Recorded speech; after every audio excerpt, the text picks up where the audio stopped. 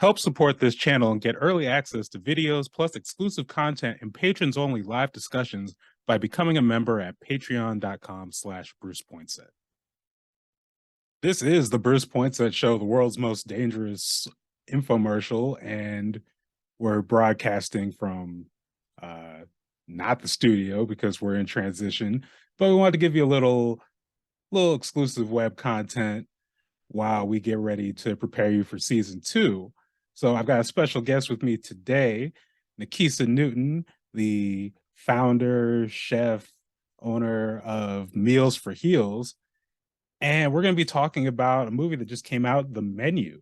So without further ado, I'm going to welcome Nikeisah into the room. Hey there. Hello. Yeah, Nikeisah, how are you doing this morning? You know what, Bruce? I'm doing pretty well. I was just doing some catering. I dropped off the PNCA to Jocelyn. I think it's a writer from Black United something. She's doing this design. It's design and was it abolition and design kind of like thing going on at PNCA today. So she mentioned she had talked with you before. So I'm doing well. Yeah, no, shout out to Jocelyn. She does Jocelyn Ray, she does great work. Yeah. Yeah, so today we're talking about The Menu. Movie came out last year, I forget when. Yeah. I actually, part of the reason I watched it was actually your recommendation. And I was like, who better to talk about this with than, my favorite chef in Portland. I'll just throw that out there. Bruce, all right, yeah, okay, I'll take that credit. But I'm glad to be here. It's nice to also talk about something different. So it's food related, which I enjoy. It's entertainment, which I enjoy as well. So yeah. With that said, though, before we get to the new territory, I do, you're always busy, so I want to make sure you got, is there any events or anything upcoming that you'd like to plug that you'd like people to know about? Absolutely. So I just want to plug some things. They're past kind of current events, whatever you want to call it. Recently I was interviewed for a writer who is Japanese, who wrote a book about 15 unique stories that keep Portland weird. And so Meals for Heels is featured in there. There's I forget the name of the company, but it's a Black owned. I think she does a lot of pollen, a bee, and like I think she distills liquor with it as well. It's Black owned business, but it's an amazing book. It's in Japanese. It's actually on Amazon. And then we also recently did a podcast with Nocturne, which you can find on any of your podcasts, I guess, platforms. Otherwise, we're just kicking off Black History Month. We have a couple of events coming up with PNCA and with I think Planned Parenthood as well. Otherwise that I just keep it moving. Awesome. Yeah. People will be out in the city. Hopefully you can make those, check those out. Yeah. Listen, read, Let's talk about The Menu. And I'm just, as a chef, I'm curious, like just how you felt about the movie overall, but then were there also, because I know like me watching it, I'll see some things, but there's some things that, just resonate with you that you think, the non-acclimated may not see. Actually, so obviously, I watched it before. I rewatched it last night just for this podcast. And so one of the things that stood out to me was the super fan, the dude who knew all the things and all the techniques. And so when the chef put him, put the flame to the fire, I guess to say, and when they put him in the kitchen, because he said, hey, you're a cook, all these things about food, you're a cook, and how he kind of failed. He made the lamb chop and some shallot and butter thing mixture that didn't work, and he cooked it all the ways. So that kind of stood out. I get people appreciate food, and there's a lot of home cooks as well. But I think it's one of those things, like, until you get into our shoes, it, which for a lot of things in life is like that, what I mean? You might understand, the taste and what's going on and where things are sourced from, but when you put all those elements together, when you execute your timing, your portion control, the cost of goods, all those little things, they add up. And so, and that earns me the title, I guess, of chef compared to, a maybe a foodie or someone who's just a super fan of foods or the culinary scene. Yeah, or as the dish was called, Tyler's bullshit. So yeah, yeah, exactly. Yeah, yeah. And it looked terrible. It had potential, but yeah, it's just like say execution time. Those little things, you pick up from anybody who does their craft, anything they love. There's things you can't quite teach, or there isn't a thing in a book to read about. It's just something you pick up, whether it's kitchen fingers, which I thought that stood out to me too. Because I think at one point in my life, I thought I had kitchen fingers too. I don't think I could hold a hot coal in my hand, but there's some point where I thought my fingertips could, touch certain things in the kitchen and it wouldn't burn. But that's false. Oh, so that never actually, you never get to that point. They might, but I don't know. As long as you got some nerve endings, it's gonna hurt. You know what I mean? But there's some points you burn. You keep burning things. But you also learn. That's the thing. You learn. One of my chefs always taught me, just everything in the kitchen's hot. Just respectfully imagine everything is in the kitchen hot. So even if you haven't been in the kitchen, you walk in, you see some dish, whatever. It's not on the oven. Just expect that the handles, etc., are going to be hot, and that has saved my life because I've definitely reached things and touched things that burned the crap out of me in the kitchen, not thinking that it would be hot.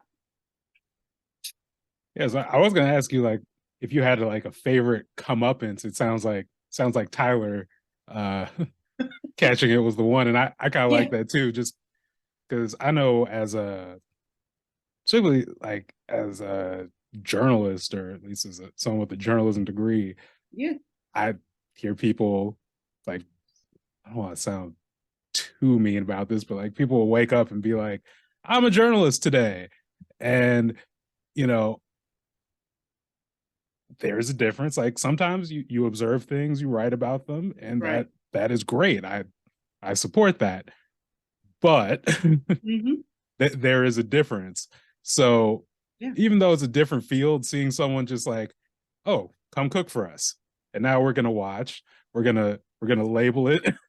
Again, just that all the dish descriptions and just Tyler's bullshit. I don't know why that just warmed my soul so much. Yeah. I think I think we're both trying to get at is kind of like the layers. Like, yes, you woke up, you wanted to blog or write today, but I think it's like you guys knowing what questions to ask, how to dig deeper, and for me, like I say, execution, putting things together, the deeper levels, and so that just sets us apart. That's all. Yeah, what do you think of the chef? I feel like at least when I've seen reviews and watched things, people feel split. Some are like, okay, yeah, the monster, but also kind of hilarious. Kind of some people are like, this guy's a hero. This guy, I'm curious. Oh, you know what? You know how I feel about the chef. I think I'm on his side. I think because in the end, he burned it down. I didn't think about that till last night, but I do kind of feel for him a little bit. I think I left some notes. I think you were saying about how they had ruined his craft, they had ruined, etc. So, and I get that. I get that. I get the meticulous breaking down the eyes on his food and on his scene. Definitely kind of takes the love and the fun out of it. He was obviously not very nice to one of his female employees. So I think he got what he deserved in the end. So I'm for him burning up and going down. I'm not for him as a professional. I'm for his demise, basically. Yeah, I mean he definitely, we use the word accountability a lot, and it's like, he definitely like he abused one of his employees, and then, he was like, did he ever like stab him in the balls? Basically? Yeah, basically. Yeah. Not even basically. He just literally had her severed balls. It's like, well, yeah. And then I'm sorry. He said, "I'm sorry." So, yeah. I mean, it's interesting take. This whole movie is. Should I say it hits close to home? Because I have some people that I know that they worked at a restaurant, a very well-known restaurant, a couple hours north of here, and it's on Lummi Island, which is it's like it's not. It was a part of the was it the indigenous community, the Lummi Nation, right there. And so it recently shut down, but they shut down because the same thing: wage theft, sexual harassment, etc. And you have to take a ferry to get to it. The chef used to work at Noma, which is a well-known place that just shut down as well, one of the top places in the world. So it was interesting, but I read later on that the director loosely based it on another restaurant. So, but me and my people that know about I don't even want to say the restaurant's name. We know that we like to think that it's loosely based on that restaurant that's just a couple hours north from Portland. So, yeah, take a ferry to get over there. They have really, it's all, the menu's based on all the items around on the island and in the water. There's a lot of correlations there, but it's supposedly it's not. But that's okay. That's all right. Yeah, I think obviously like a big theme obviously is like class struggle. I mean, oh yeah, I think they literally eat the rich at yeah, well, make s'mores out of the rich in the end. But yeah, I'm just as again, working in this industry, I'm curious like how that resonated with you, especially like whether it be dealing with foodies, customer bases, just in like constantly like navigating those spaces, like because I imagine again as someone who's not a chef, like as a viewer, I just feel some level of catharsis watching this. But yeah, as someone in it, I'm curious. I mean, I'm not I'm not usually dealing with that clientele, I guess I'd say. But I mean, I'm all for it. I'm all for the eat the rich mentality. It's long overdue. Yeah, I mean, they had so many different, I like they showed different perspective, whether it's the bros or, like I said, the, John Leguizamo's character or the couple. I mean, I've seen incidents of that, the couple that comes all the time that doesn't, I guess they're just there to be there because they can versus, they have someone there for the whole experience. Yeah, I mean, I can relate. I'm all for the eat the rich. Just say that. I think with the movie, we go back to the chef, like, God, what was it? It was person John Leguizamo was with, where what was it? I forgot the exact line, but when they all start like realizing, oh, we're gonna die tonight, and she's like to the chef, like, hey, I went to, or what was it like? I went to Brown or something. Yeah. He's like, was it on student loans? No. Then you die. I was just like, oh man. That's interesting. I was going to say too. Also, I made a little note that I feel like it was interesting that the critics or the reviewer, those two were like kind of like the only two that they're okay. Oh, we're gonna die. Oh, right. Or they're just okay with we're gonna die tonight. Oh, we're dying tonight. All right, cool. And then also I'd say another point with that at the end, how everybody they just paid like it was a normal bill, like their life wasn't about people. The bros are all trying to put down their card the quickest, and then the one critic's like, no, put it on the magazine's account, and then the old couple too, just like I'll cover it. It was kind of interesting the reaction at the very end as well. But. Yeah, it's like this weird because it makes me think of that Black. Do you watch Black Mirror? I have, yeah. I haven't been watching in a while, but yeah. Did you watch that episode? I think it was called like the National Anthem or something. Basically, the one where the guy like fucks a pig and. Oh yeah. He was like the politician. Yeah. Okay. Yep. Because it made me think of that as far as just like these for lack of better terms, like these how do we call it? I'll call it just like art, but like live action, art moments. Yeah. But just and the fact that people it's interesting when you point out just like, people throwing down the bills, or not throwing down their cards, acting like it's normal. Some Yep. people knowing, like Tyler going in, knowing this, the other couple going, it's like, yeah, we're gonna die tonight. Okay. Yeah. And it's like, it's just interesting commentary on, I guess, where we're at in life, or like finding meaning in life or lack thereof, to the point where you are like, yeah, I'm a I'm gonna be a part of the menu tonight. Yeah. Literally. Yeah. My blood, sweat, and tears are literally involved. I mean, I mean, yeah, that first course I get, was it first course, second course? Something, Homeboy's, when he took his life on there. Yeah, that was, yeah, it was all interesting. It was I'm glad I got to watch it again. I don't know, it's a great movie. That's what I'll say. Yeah, what do you think of like just I was like, entertained. I need to, something to keep me on point. So that was a fun movie to watch. curious what you thought about like very like, is chef culture like that culty, like behind the scenes, or You know what? I cannot speak for like restaurants like Hmm. that, like Noma, like I'll just say the Willows is the spot that's a couple hours north of here. I can't speak on restaurants like on that caliber. Hmm. I have worked fine dining before. I don't think it's culty, but I think from the time when I started cooking or being in other people's kitchens to now, there's been a huge difference. Obviously, everything gets blamed social media, but also just like Food Network and competition shows. So I think, the idea of a chef or that chef life, or being, you can become this, food celebrity, um, I can see how that can lead into a culty aspect to it. But I mean, that's not what's going on at Mills for Hills. I could probably attest for Erica's soul, her kitchen as well. Other kitchens here in Portland, not so much. That's not. Yeah, I wouldn't say that's the norm. That's definitely it could be a Hollywood spin, but like I said, I don't know those higher caliber restaurants. Maybe it is like that, but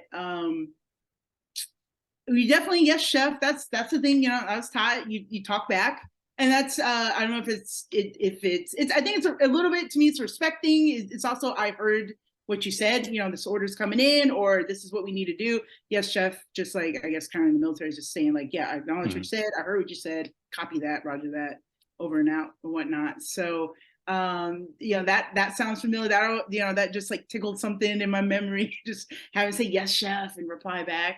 Yeah, it's interesting. It brought me back to those different kitchens I worked in, where you just had to conduct yourself in a more professional manner.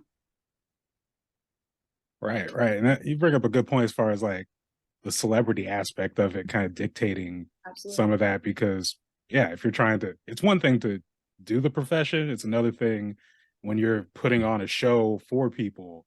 Absolutely. And that's, you know, part part of making good TV or good social media or whatever, is being over the top Hmm. oftentimes. So yeah, that aspect is definitely there as well. And Yeah. to some degree, as far as like the, so like allusions to like military kind of Oh, yeah.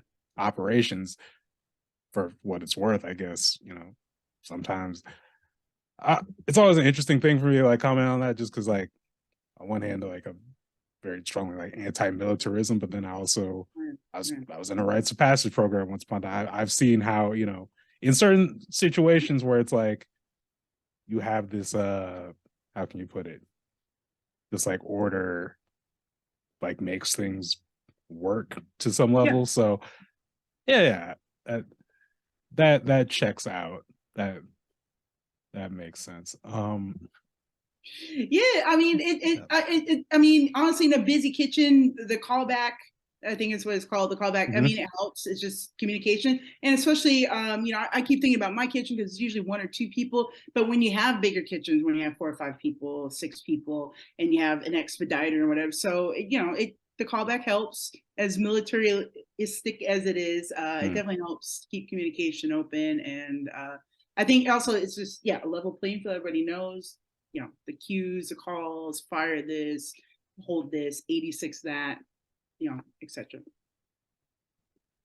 So another big talking point of the movie, obviously like the finale and them, making marshmallows of all the people, but you know, Chef had a very strong opinion on s'mores, and I'm curious, do you share the same disdain for s'mores, or You is know, oh, my disdain for s'mores is hot molten lava, and I've been burned badly from eating, not taking my time, letting it cool down. I think I found a new liking of s'mores. I don't think I liked them before. I didn't have a great, as you said, disdain like Chef did for it. But I got a soft spot. Yeah, I got a soft spot in my heart for s'mores. okay? So Yeah. that's not like it's not just the thing again talking about like behind the scenes of chef culture where everyone is just like we hate s'mores. No, Like, I don't think so. I mean, also s'mores is not often served in a restaurant, but I mean, I know I remember in Atlanta specifically when I was down there years ago, there was a restaurant that had a campfire theme thing going on, so I'm sure they had s'mores. I mean, it's you can do a cool play on it. And you can make it next level too, making your own marshmallow, having some what is it, fair trade chocolate, make your own graham cracker. I mean, you can make next level, but I think obviously what most people like is the simplicity. And also for me definitely for s'mores, I think s'mores, I am going to be usually camping. That's the last time I had it. And so that's a good thing for me. It's a good place. You know what I mean? I'm probably gonna be outdoors somewhere enjoying myself if I'm having s'mores. and just as far as on a larger level, again, just making s'mores out of people. It, I, what was your reaction to that? I'm curious. My reaction. I mean, I thought the design was beautiful. I like I said, I watched it again last night. I love that the one. I think as a critic, the chocolate just happened completely drip right on her eyes. I thought that was cool. Yeah, I like the s'mores out of people. I like the grand finale. I mean, I was just like I said, that ending is pretty epic because I forgot too. They're giving gift bags, and here's a list of our vendors, and here's some granola and all this stuff. When they all know they're about that's it. You know what I mean? Hmm. But they went about it as business as usual. So I like that ending very much so. Yeah, yeah. I mean, yeah, I haven't, I'm kind of more getting into like horror slash kind of like thriller movies in more Yeah. recent years. So, kind of like that culture of just being, really going in for like the kills and all the stuff is kind of new. But I was like, yeah, that's an interesting twist. I saw what was it, Terrifier 2 last year. Uh, you're shaking your I mean, I think I've heard of it. I haven't seen it. But I'm chipping away at movies, man. I've been chipping away at movies recently, and I enjoy it. There's some good and bad ones out there. Yeah.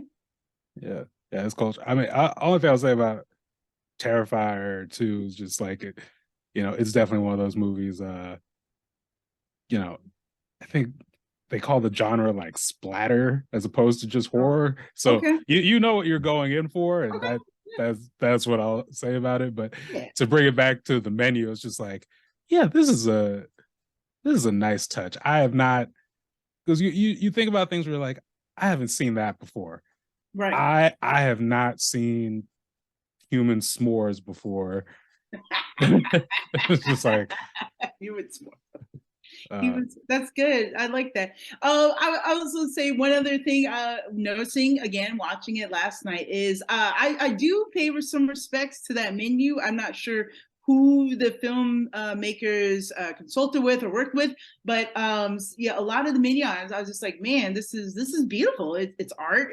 I'm sure, I'm hoping it tastes amazing, but there's again, it's like I'm split. There's that culinary part of me that's like, man, I respect what they're plating, what they're putting down, even with all the techniques and all the little foo this and that. It's an art, that's a beautiful thing for them to experience, or some people experience sometimes. It's nice. It's nice to have that. It's just a different, and sometimes it goes well, sometimes it doesn't. I've had higher end stuff where it's just like I get all the work and the love and sustainability and techniques used, but sometimes my palate didn't agree with it, so yeah. Yeah, I was gonna say, can you just talk a little bit more as far as like how the movie just depicted the art of cooking, and whether it be, again, having that menu, having each item kind of, or having each dish, each course, Yeah. out there with the title, all the Yeah. ingredients, sort of like, telling the story behind it. I like that. Yes, Like, that's I like I think it's one of the best parts. I'm just realizing more and more as a chef is telling the stories behind the food, you know what I mean? And that's something we all sit at the table and discuss. And I'm sure everybody has a meal or a culinary moment that sticks with them forever. So I like that aspect of it more so than how much it's sustained or A, B, and C, how it's brought together. What I'm thinking of in my head too is in the beginning, homeboy is like, hey, so what if we eat this meat after 153 days? Because I think they aged it for 152, and how the lady just calmly broke it down. Basically, like, you'll get sick, it gets into your spinal cord, and you'll die or whatever. So, yeah, I like sharing stories of food. I like to hear the whole from start to finish of a meal. yeah, yeah. Yeah.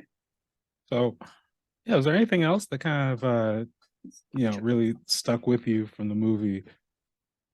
You know what? The bread service, just because that, I guess that is in some higher end restaurants, that's a very big deal.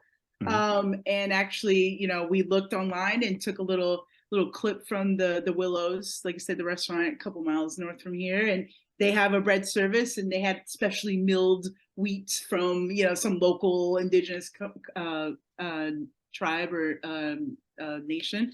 So that was interesting because I mean I can go with or without bread. It's not a big deal, but I maybe that's expected in higher end dining. So and the fact that you weren't going to get it. So, but I love that was it not the accoutrements that came with, like, that's what they served. I thought that was a great idea. I thought that was wonderful because sometimes that's the best part. I mean, great bread is great bread, but sometimes the whatever you put on it, the chimichurri, the pesto, the seasoned butter, that's like the schmaltz. You know what I mean? Like that can make an amazing contribution to bread.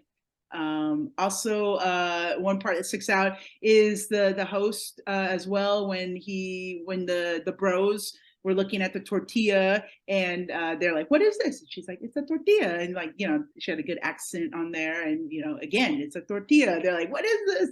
It's a tortilla. Tortilla is A, B, C, and D, and so those some moments that stuck out. And then I'd say ultimately in the end, I don't know.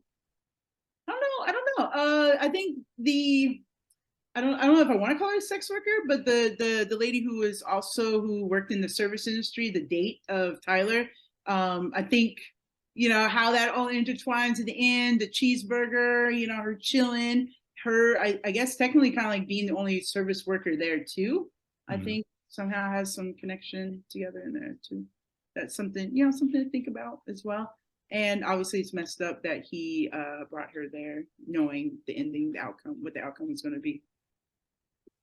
Yeah, yeah, Yeah, definitely get more class commentary for sure. yeah, and a And cheeseburger, man, a cheeseburger. I say go for it. That looked like a delicious cheeseburger. To be honest, that looked a well-made cheeseburger. I was very happy with that cheeseburger, and the crinkle fries. Because I'm a crinkle fry, and crinkle fry. I think steak fry, wedge is like my order of French fry. I mean, definitely, like, at that point, if it's your leftover, well, I mean, it took like 2 3 bites for to kind of like packing it up, but like, you know you have we talk about having like a story behind the food, like, Yeah, that's yeah, your survival burger. what got what it. story is going to top that? Yeah, that got her out free. They got her freedom, her life back. Yeah, it's interesting, right? Because I think for me, it triggered like maybe that was when the last time the chef was maybe happy in his career was Mhm. back when he was just simplicity making cheeseburgers. And also as a culinarian, some simplicity can be like the best. Whether it's the scallop that is raised, harvested locally, and just put in, like I said, like a little bit of sea salt, actual sea salt on there, or making a really good cheeseburger with just having good beef, having some, I say same thing, I say some American cheese, and thin sliced onion, pickle. Don't have to be house made pickles. It can be the dill that comes in a bucket. But just taking that extra care, using like cracked pepper, good salt, high heat, just simple things. Hmm. Yeah. So you say that was that your favorite dish from the movie? Oh, you know what? I was digging the scallop. I think I was digging the little well, it wasn't a moose bouche, but when they're on the boat, what was that? It was like the lemon gel things. It was some type of sea oyster or something like that. I think were some of my favorites. And now talking with you, the human s'more. I think that title, those are my favorites. Yes, human s'more. Human s'more. Yeah. Absolutely. Well, yeah, Nikeisah, thank you again for taking the Hey, time to just riff on this movie with me. thank you. We should do it again. Give me an assignment. Give me a movie. I'll watch it. I'll take some notes. We discuss. Maybe we can do that. We talk movies. Yeah. Hey, I'm with it. That could be a new series, Bruce and Nikeisah Hey, on I the told you movies. the next one to watch, because especially in kind of correlation with the eat the rich mentality is what is it? The Triangle of Sadness. Oh yeah, that's You'll understand what the Triangle of Sadness is right off the bat. They kind of tell you, and then how that one I think you might have heard about it, because I remember when I watched it that I think it came out earlier last year maybe, but there's like people walked out because of some things going on in it, and just how kind of gross it was. But I thought it was a really damn good. It was really entertaining. yeah. I've heard good things. Yeah. I was kind of going in the I'm not sure if necessarily a different direction, but I'm all on board for this Cocaine Bear movie. So Oh yeah, let's go for it. That's whenever that comes out. Oh man, yeah, I saw the preview. Okay. Hey, let's do it. Let's rip it up, like you said. That'd be pretty cool. Check them all off the box. I'm with Yeah. it. I mean, but that's the beauty of it, right? The broad range. It can bring you here, it can bring you there. I watched some Oscar nods, and I watched some non-Oscar nods, and some indies, and you know what I mean, etc. So yeah, it'd be great. I'd love to do it again. Awesome. Well, yeah, thank you again. Enjoy the rest of your day. I will. And yeah, I'm gonna be by the stand sometime soon because Okay. it's been too long. Yeah, So, definitely come down. All right, Bruce, I appreciate your time. Appreciate this. This was great. Thank you for having me be part of this.